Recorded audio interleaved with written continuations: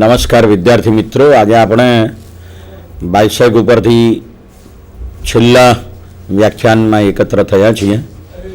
આખા વર્ષ સુધી આપણે અનેક વિષયોની ચર્ચા કરી અને એફવાય, એસવાય, ટીવાયમાં જે કંઈ વિષયો આપણે ભણીએ છીએ એ બધા વિષયોમાંથી કેટલાક વિષયો આપણે પસંદ કરીને કેટલાક વિશે ટૂંકમાં અને કેટલાક વિશે ખાસા વિસ્તારથી આપણે ચર્ચાઓ કરી છે.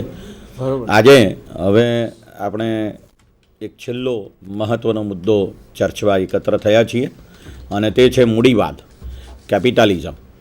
અને આ જે વિષય છે એ વિષય એ આઈડિયોલોજીનો વિષય છે. આ વિષય છે તે વિચારધારાનો વિષય છે અને એટલા માટે આ વિષય મહત્ત્વનો છે કે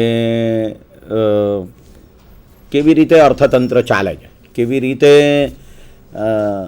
અમુક નિર્ણયો લેવાય છે ને અમુક નિર્ણયો નથી લેવાતા, અને એની પાછળનો જે તર્ક છે, એની પાછળની જે ભૂમિકા છે, એની પાછળનો જે વિચાર છે એ કેવા પ્રકારના છે એ આપણે સમજવાની બહુ જ જરૂર છે. અને એટલા માટે આપણે આ જે મૂડીવાદનો વિષય છે તેને આપણે સ્પર્શવાનો વિચાર કરેલો છે. તો આજે આપણે આ વિષય વિશે ચર્ચા કરીશું અને આપણે સમજવાનો પ્રયત્ન કરીશું કે ભારતનું અર્થતંત્ર કેવા પ્રકારનું છે. એમ કહેવામાં આવે છે કે 1991થી ભારતના અર્થતંત્રમાં મૂડીવાદ ઘૂસ્યો છે અથવા મૂડીવાદી વિચારધારા ઘૂસી છે. તો એ વિચારધારા શું છે, બજારલક્ષી અર્થતંત્ર શું છે, એને વિશે આપણે વાત કરીશું. મારી સાથે ચર્ચા કરવા માટે સ્ટુડિયોમાં શ્રી કાર્તિકેય ભટ્ટ અને શ્રી સંજય મુંજપરા હાજર છે. તેઓ પણ આ ચર્ચામાં ભાગ લેશે અને આપણને લાભાન્વિત કરશે. ખાસ કરીને આ જે આખી વિચારધારા છે એ જેને અંગ્રેજીમાં આપણે કેપિટલિઝમ કહીએ છીએ એને ઘણીવાર લેઝેસ ફેર ઇકોનોમી, આ શબ્દ ફ્રેન્ચ ભાષાનો છે અને આ લેઝેસ ફેરનો અર્થ મુક્ત સાહસનું અર્થતંત્ર અથવા સ્વતંત્ર સાહસોનું અર્થતંત્ર એવું કહેવામાં આવતું હોય છે. તો આ સ્વતંત્ર સાહસો શું છે, એની પાછળની આઈડિયોલોજી શું છે, એની પાછળનો જે વિચાર છે એ શું છે, એને આપણે સમજવાની કોશિશ કરીએ. 16મી સદીથી લગભગ આ વિચારધારાને શું કહેવાય એક કરન્સીમાં આવી એમ કહીએ તો ચાલે, એનું ચલણ વધ્યું અને એક સિદ્ધાંત તરીકે એનો વિકાસ થતો ગયો. અને એ સિદ્ધાંત તરીકે જ્યારે એનો વિકાસ થયો અને થતો ગયો ત્યારે જે કંઈ ઘટનાઓ છેલ્લા 400 વર્ષના ગાળા દરમિયાન દુનિયામાં બની છે એ બધી કાં તો મૂડીવાદ સાથે સંબંધિત છે અને કાં તો સમાજવાદ અથવા સામ્યવાદ સાથે સંબંધિત છે એવું આપણે કહી શકીએ. અને એની સાથે જોડાયેલા પણ બીજા કેટલાક મુદ્દાઓ જેમ કે સામ્રાજ્યવાદ છે, સંસ્થાનવાદ છે, એ બધા મુદ્દાઓ પણ એની સાથે સંકળાયેલા છે. અને પછી આપણે એમ પણ કહી શકીએ કે એની સાથે લોકશાહી અને સરમુખત્યારશાહી જેવા રાજકીય મુદ્દાઓ પણ સંકળાયેલા છે. તો આ એટલી બધી વ્યાપક ચર્ચાનો મુદ્દો છે અને જગતમાં આને વિશે હજુ પણ ચર્ચાઓ ચાલ્યા કરે છે. અને મૂડીવાદી વિચારધારા એ ઉપયોગી વિચારધારા છે કે નહીં, અથવા ઉપયોગી છે તો કેટલી ઉપયોગી છે, ઉપયોગી નથી તો કેમ ઉપયોગી નથી, આવા બધા મુદ્દાઓ વિશે પણ બહુ જ વિગતવાર ચર્ચાઓ થયા કરે છે, ખૂબ લખાયા કરે છે. અને ઘણીવાર એમ પણ કહેવામાં આવે છે કે અમેરિકાનું આ વર્તન, યુરોપનું આ વર્તન, આફ્રિકાનું આ વર્તન, ચીનનું આ વર્તન, જાપાનનું આ વર્તન, ભારતનું અમુક પ્રકારનું વર્તન, એવી રીતે જુદા જુદા દેશો, જુદા જુદા ખંડોનું રાજકીય અને આર્થિક વર્તન કેવા પ્રકારનું છે. તો એને પણ મૂડીવાદ, સમાજવાદ, સામ્યવાદ, સંસ્થાનવાદ, નવસંસ્થાનવાદ, નવસામ્રાજ્યવાદ, આવા બધા લેબલો સાથે સમજવાની કોશિશ કરવામાં આવે છે. તો વિદ્યાર્થી મિત્રો, એ રીતે આપણે આ મૂડીવાદના વિચારને સમજવાની કોશિશ કરવાના છીએ. અને આપણે એ સમજવા માંગીએ છીએ કે જો મૂડીવાદ હોય તો કેવો હોય, અને પછી આપણે એ સમજીએ તો આપણે કહી શકીએ કે ભારતમાં મૂડીવાદ છે તો કેટલો છે અથવા નથી તો કેમ નથી. અને હોવો જોઈએ કે ન હોવો જોઈએ, અથવા કેટલો હોવો જોઈએ, આવી બધી બાબતો આપણે સમજી શકીશું. અને એ અર્થમાં આપણે આખા વિચારને સમજવાની કોશિશ કરવાની છે. એક બાબત બહુ સ્પષ્ટ છે કે મૂડીવાદનો જે આખો ખ્યાલ છે, મૂડીવાદની જે આખી વિભાવના છે, એ વિભાવના બહુ જ આકર્ષક છે. અને એટલી બધી આકર્ષક છે, એટલી બધી ફેસિનેટિંગ છે, આમ શું કહેવાય, રોમાંચકારી છે કે એ આકર્ષ્યા વગર રહે નહીં. અને એ અર્થમાં જો આપણે જોઈએ તો મને લાગે છે કે આપણે મૂડીવાદને બરાબર પચાવવો જોઈએ, સમજવો જોઈએ. તો શું અર્થ છે એ વાતને આપણે બરાબર સમજીએ. તમે તમારા સ્ક્રીન ઉપર જોઈ શકો છો કે મુક્ત બજારનું અર્થતંત્ર એટલે મૂડીવાદ, ઉત્પાદનના સાધનોની ખાનગી માલિકી અને અંકુશ એટલે મૂડીવાદ, વ્યવસાયની પસંદગીની સ્વતંત્રતા એટલે મૂડીવાદ, ગ્રાહકનું સાર્વભૌમત્વ એટલે મૂડીવાદ. તો આ 4 જે મુદ્દાઓ છે એ મુદ્દાઓ વિશે કાર્તિકેયભાઈ થોડીક વાત કરશે. વિદ્યાર્થી મિત્રો, શાહ સાહેબે બહુ અગત્યની વાત અને મૂડીવાદના ઐતિહાસિક સંદર્ભો સાથે કરી છે. એની સાથે કેટલાક મુદ્દાઓને હું સ્પષ્ટ કરીશ. અને એમાં સૌથી અગત્યની વાત એ છે કે માણસે પોતાના જીવનને ખુશહાલ બનાવવા માટે જુદી જુદી વ્યવસ્થાઓ સ્વીકારી છે. અને એના મૂળભૂત એનો હેતુ છે પોતાના જીવનને એક સુંદર આયામ આપવાનો, સુંદર સ્વરૂપ આપવાનો. એ માટે કેટલીક ધાર્મિક વ્યવસ્થાઓ પોતાની આસ્થાઓને માટે ઊભી કરે છે. એ પોતાના સમાજ જીવનને સરસ રીતે બનાવવા માટે કેટલીક સામાજિક વ્યવસ્થાઓનો સ્વીકાર કરે છે. એવી જ રીતે એ પોતાનું વહીવટી તંત્ર અને રાજ્ય વ્યવસ્થા સરસ ચાલે એ માટે કેટલીક રાજ્ય વ્યવસ્થાઓ પણ ઘડી નાખે છે. એવી જ રીતે જીવનનું એક બહુ અગત્યનું પાસું, ને એમાં આધુનિક જીવનનું બહુ અગત્યનું પાસું આર્થિક છે. તો એ આર્થિક પાસાને પણ એક સરસ રીતે રજૂ કરવા માટે કેટલીક પદ્ધતિઓ ઘડી નાખે છે. મૂળભૂત ઉદ્દેશ માનવીનો આર્થિક કલ્યાણ મેળવવાનો છે, પોતાના ભૌતિક આર્થિક જીવનને વધુ સારું બનાવવાનો છે. અને એ માટે આપણે જાણીએ છીએ ઇકોનોમિક્સનો પાયો જે મુદ્દા ઉપર રચાયો છે કે અમર્યાદિત જરૂરિયાતો અને મર્યાદિત સાધનો વચ્ચે મેળ બેસાડવાનો છે વ્યક્તિને. અને જેમ વ્યક્તિ આ સમસ્યાનો સામનો કરે છે એમ રાષ્ટ્ર પણ સમસ્યાનો સામનો કરે છે. વ્યક્તિ પોતાના મર્યાદિત સાધનોથી અમર્યાદિત જરૂરિયાતો સંતોષીને અથવા તો વધુમાં વધુ જરૂરિયાતો સંતોષીને વધુમાં વધુ સંતોષ મેળવવાનો પ્રયત્ન કરે છે. એ રીતે રાષ્ટ્ર પણ પોતાના સાધનોનો સરસ ઉપયોગ કરીને, સુઆયોજિત ઉપયોગ કરીને એમાંથી પોતાના દેશના લોકોનું આર્થિક કલ્યાણ વધુમાં વધુ થાય એવા પ્રયત્નો કરે છે. આ પ્રયત્નોમાંથી માણસે જે પ્રગતિ કરી એમાં પદ્ધતિઓ ઉપસી આવી. અને એ આર્થિક પદ્ધતિઓમાં 2 ચરમસીમારૂપ પદ્ધતિઓ આપણી સામે આવી. જેમાં એક ભાગ આવ્યો જેમાં સરકાર સંપૂર્ણપણે નિયંત્રિત અર્થતંત્રને રાખે એવી એક સામ્યવાદી કે સમાજવાદી વિચારધારા જે એની નજીકની હોય, અને બીજી સંપૂર્ણ સ્વતંત્રતા અને લોકોની મિલકત હોય અને સ્વતંત્ર રીતે એમાં આર્થિક નિર્ણયો થાય એવી એક બીજી વિચારધારા. અને એ બજાર આધારિત આર્થિક વ્યવસ્થા જે માંગ અને પુરવઠાના પરિબળોથી ચાલે છે અને એમાં સરકારનો હસ્તક્ષેપ નહીવત હોય એવી એક બીજા છેડાની એ મૂડીવાદી અર્થવ્યવસ્થા, જેની અત્યારે આપણે ચર્ચા કરવાના છીએ. આ મૂડીવાદ એના પોતાના કેટલાક લક્ષણોને આધારે આપણે એને સમજી શકીએ, જેની તમારા સ્ક્રીન ઉપર તમે મુદ્દાઓ જોયા તે. તો એ મુક્ત બજારનું અર્થતંત્ર છે. વિદ્યાર્થી મિત્રો, અહીં એક ખાસ વાત યાદ રાખજો કે કોઈ પણ દેશ, એ સામ્યવાદી હોય કે મૂડીવાદી હોય, એ મૂળભૂત રીતે તો પ્રજાનું આર્થિક કલ્યાણ ઈચ્છે છે. બંનેનો મૂળ હેતુ એ જ છે. પણ એ પહોંચવા માટે એ લોકો જે વ્યવસ્થા સ્વીકારે છે એ વ્યવસ્થા, એના કેટલાક લક્ષણો હોય છે. એ લક્ષણો તમારા સ્ક્રીન ઉપર છે. એ પહેલું લક્ષણ એનું છે મુક્ત બજારનું અર્થતંત્ર. એટલે અહીંયા જે બજાર વ્યવસ્થા છે એ સંપૂર્ણ મુક્ત છે. આપણે વારંવાર એક શબ્દ સાંભળીએ છીએ કે અહીંયા અદૃશ્ય હાથે સંચાલન થાય છે.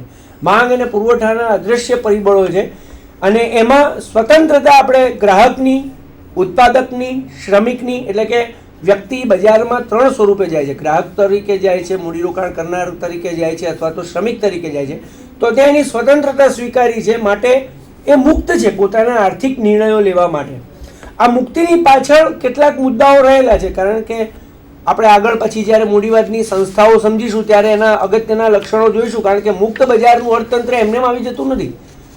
એટલે આર્થિક પદ્ધતિને સમજવા માટે વિદ્યાર્થી મિત્રો થોડીક એક અગત્યની બીજી વાત પણ સમજી લેજો કે મૂળભૂત રીતે કોઈ પણ રાષ્ટ્ર પાસે પોતાની પ્રગતિ માટેનું એક તત્વજ્ઞાન હોય છે, જેને આપણે ફિલોસોફી કહીએ છીએ ઇંગ્લિશમાં. એ તત્વજ્ઞાનને આધારે એ લોકો એક પોલિસી નક્કી કરે છે, જેને આપણે નીતિ કહીએ છીએ.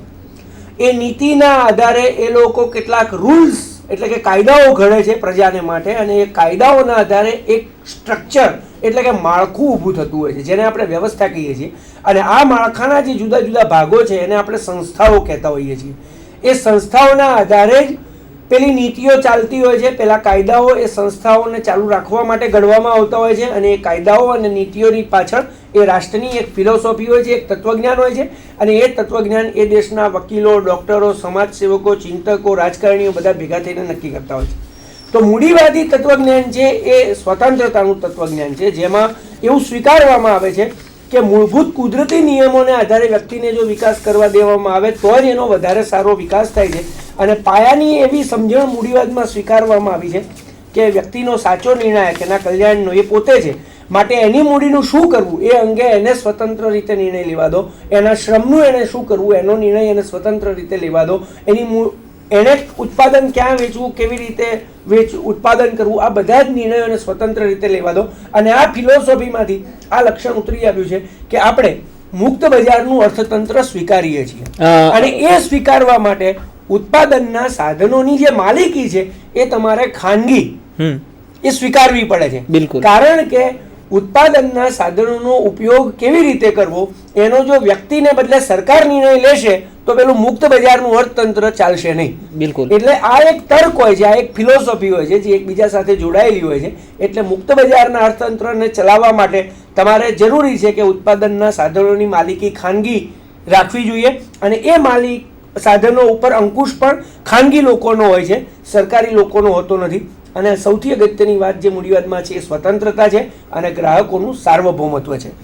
એક વાત સાહેબ અહીંયા એ પણ કહી શકીએ, મુક્ત બજારની વાત કરીએ ને ત્યારે એના બજારના પોઈન્ટ ઓફ વ્યૂથી વિદ્યાર્થી મિત્રો મૂડીવાદ એટલા માટે સારો ગણાય કે મુક્ત બજારની વાત આવે એટલે આપણે પૂર્ણ હરીફાઈ છે એવું ધારશું નહીં, પરંતુ પૂર્ણ હરીફાઈના કેટલાક અંશો ત્યાં જોવા તમને મળશે કે ઉત્પાદનના સાધનોને કેવી રીતે કંટ્રોલ કરવો અને કેમાંથી કેટલું ઉત્પાદન કરવું એ મૂડીવાદ ખરેખર બજારની અંદર શીખવે છે.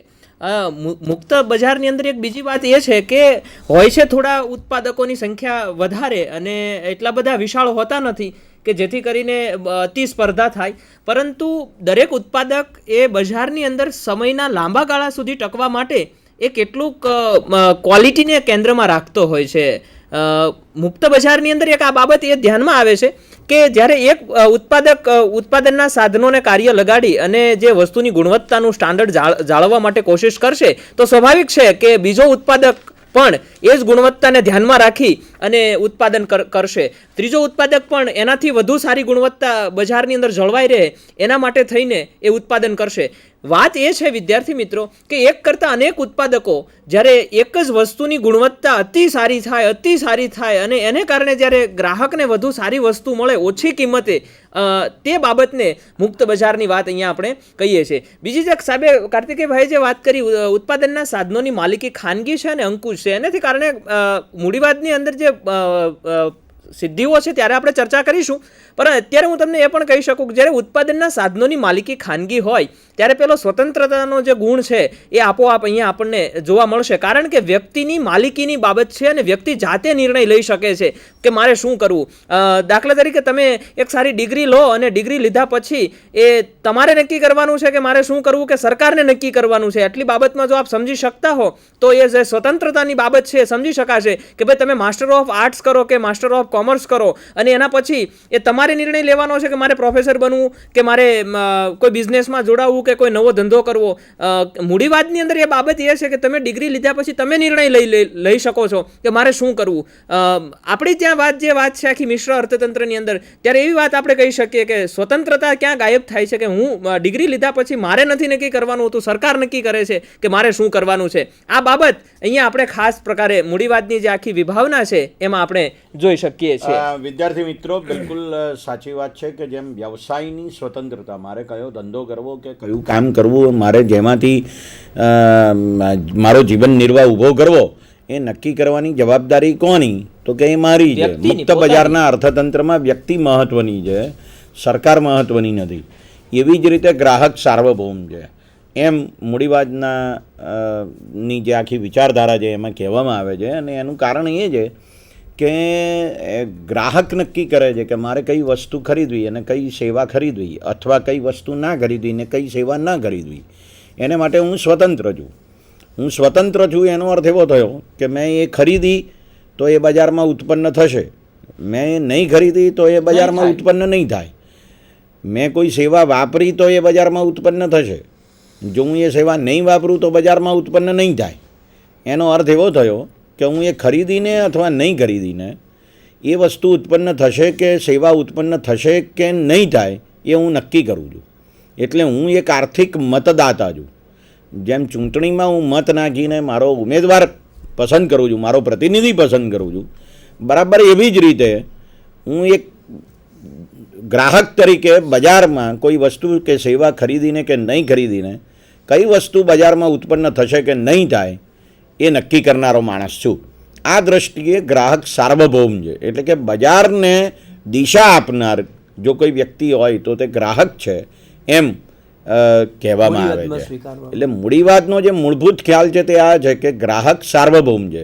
અને બીજું કે હું કોઈ વસ્તુ કે સેવા ખરીદું છું એનો અર્થ જ એવો થયો ને કે મને એમાંથી તુષ્ટિગુણ મળે છે, મને એમાંથી સંતોષ મળે છે, મારું એમાં કલ્યાણ થાય છે.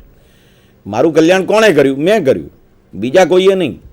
અને મેં કલ્યાણ કર્યું એનો અર્થ એવો થયો કે મને સમજણ પડે છે કે મારું કલ્યાણ શામાં છે, એટલે સરકારે માથું મારવાનું નહીં. આ આખો મૂડીવાદનો વિચાર છે. મિત્રો, મૂડીવાદના ઇતિહાસ ઉપર આપણે સહેજ નજર ફેંકીએ તો આપણને ખબર પડશે. મૂડીવાદના ઇતિહાસના સંદર્ભમાં હંમેશા એવું કહેવામાં આવે છે કે ભાઈ આ જે આખો વિચાર છે તો ખૂબ પ્રાચીન વિચાર છે.